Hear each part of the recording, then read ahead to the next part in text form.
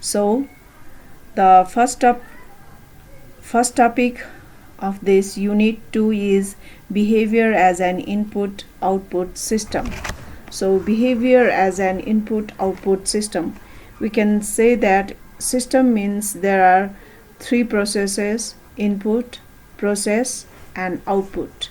So in this behavior as an input output system, it defines that individuals are considered as the dynamic resources of every organization. Individual behavior is affected by how he collects information from the environment, process it through psychological, cognitive and physiological system, and finally responds to the situation in covert and overt perspective. So understanding individual behavior is important for understanding organizational behavior. Human behavior is directed to a specific goal. They focus on needs and desires. Managers of every organization must be familiar about behavior of people. The challenges of an effective manager is to match the tasks, resources, and the activity of subordinates is the main thing. So in this process, the inputs. First of all, we are going to talk about inputs. So inputs means it is the form of inputs individual perceive information from environmental stimuli by using sense. Stimuli involve forces that provide impact on human sense. As environmental stimuli may be internal or external, internal stimuli are the forces inherited with the individual, whereas external stimuli are the forces received from social factors. So in this inputs or in this inputs system, we can discuss about personal characteristics, personality of the employees or person, value and attitude. These are the individual behavior or individual variable. And after that, role, status, norms, size, composition, cohesiveness are group variables for inputs of individual behavior. As well, the organization structure, organization culture are the organizational system variable. So as well as after putting all these inputs, we can process them. We can all those inputs are processed. So process means it is the interpretation part of individual behavior.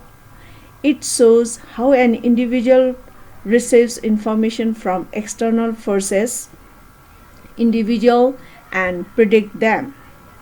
When an individual receives information from environment in terms of inputs, he or she tries to make detailed study of such information for proper response. It mediates between inputs and outputs of individual behavior. So in this our OB processing as perception, individual perception, learning, motivation, decision making, individual process. Decision making means individual, those are individual processes. And after that, communication, power and politics, leadership, team dynamics. These are group processes. And after that, the organizational processes. Those are job design, organizational development, HR policies, and practices are the organizational processes. So after processing these behavior in individual level, group level, or organizational level, we can get the output. The output can be defined as outputs are the behavioral responses of individual behavior. So generally individual shows behavior in terms of covert or overt. Covert is mental or psychological response, whereas overt is physiological or outward response. The outputs of individual behavior can be seen in terms of productivity, efforts, job satisfaction, organizational citizenship, high productivity, quality and innovation, low absenteeism or low absence, low turnover, low conflict, and customer complaints. So these are the output of individual behavior. So after that we can get the feedback, as feedback is necessary to evaluate the outcomes of individual behavior process.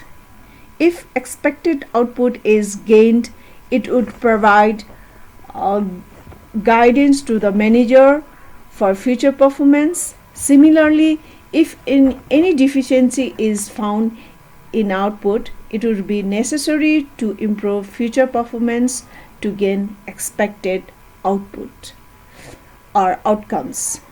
So in this way we can define